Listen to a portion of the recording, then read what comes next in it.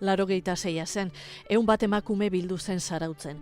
Gernikako estatutuak berdintasunaren eskumena gauzatu gabe zuela eta ekiteko asmoz, Begoña Muruaga zen haien artean. Azken batean, emakunde sortarazi zuten. Geu izan ginen eta gure liburuan bakarrik agertzen da, forumaren historian egia da, noski, alderdi guztiak ados jarri zirela.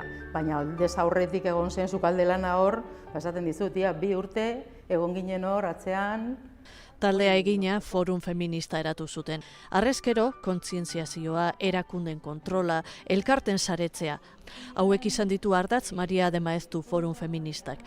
Tarte honetan aurrera pauso handiak eman dira heziketan, baina baita atzera pausoak ere, lan arloan esaterako.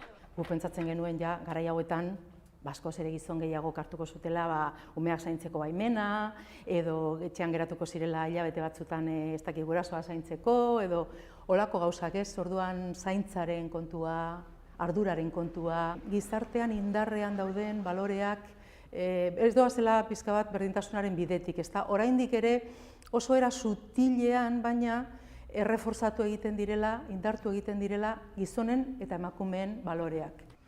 Aurten behintzat, borroka feministan izan duen ibilbide luze eta aitzindaria eskertu dio emakundek Maria de Maeztu forumari.